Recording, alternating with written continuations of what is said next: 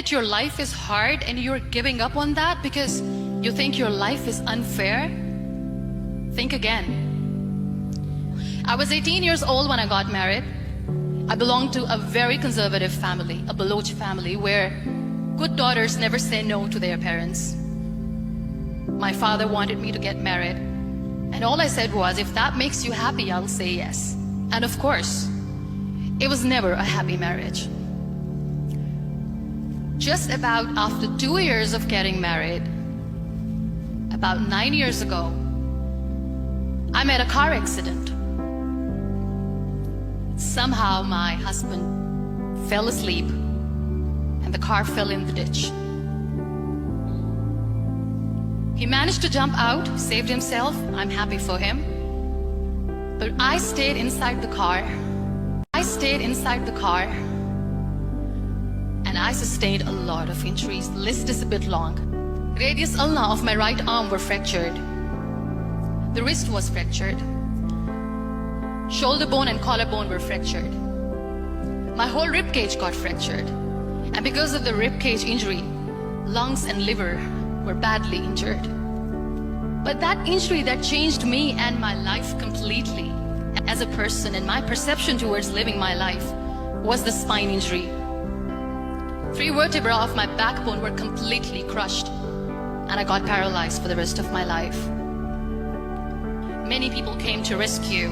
They gave me CPR. They dragged me out of the car. And while they were dragging me out, I got the complete transection of my spinal cord. Those 2.5 months in the hospital were dreadful. I was at the verge of despair. One day, doctor came to me and he said, well, I heard that you wanted to be an artist, but you ended up being a housewife. I have a bad news for you. You won't be able to paint again. Next day, doctor came to me and said, your spine injury is so bad, you won't be able to walk again. I took a deep breath and I said, it's all right. Next day, doctor came to me and said, because of your spine injury and the fixation that you have in your back, you won't be able to give birth to a child again. That day, I was devastated. I still remember, I asked my mother, why me? And that is where I started to question my existence. Why am I even alive? And that is where I started to question my existence. Why am I even alive? And that is where I realized that the words have the power to heal the soul. My mother said to me, this too shall pass. God has a greater plan for you. I don't know what it is, but He surely has. That day I decided that I'm going to fight my fears. So I wrote down one by one all those fears. And I decided that I'm going to overcome these fears one at a time. You know what was my biggest fear? Divorce. I couldn't stand this word. I was trying to cling on to this person who didn't want me anymore, but I said no. I have to make it work. But the day I decided that this is nothing but my fear, I liberated myself by setting him free. And I made myself emotionally so strong that the day I got the news that he's getting married, I sent him a text that I'm so happy for you and I wish you all the best. And he knows that I pray for him today. Number 2 was, I won't be able to be a mother again. And that was quite devastating for me.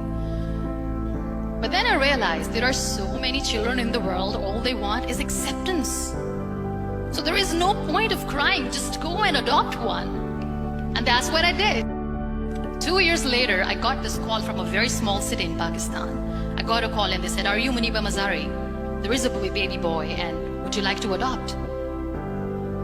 And when I say yes, I could literally feel the labor pain. I said, yes, I am going to adopt him. I could literally feel the labor pain. I said, yes, I am going to adopt him. I am coming to take him home.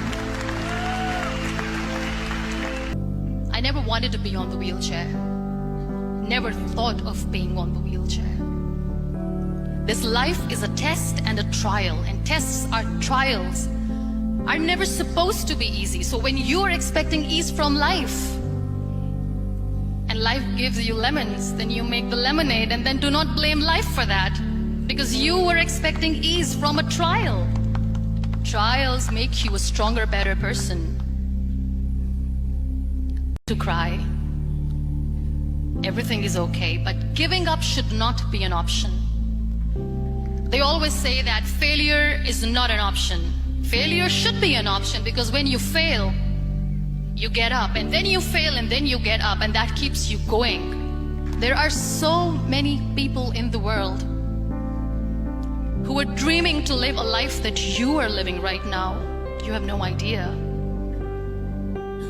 Embrace each and every breath that you are taking. Celebrate your life. Live it. Don't die before your death. Live your life fully. Accept yourself the way you are.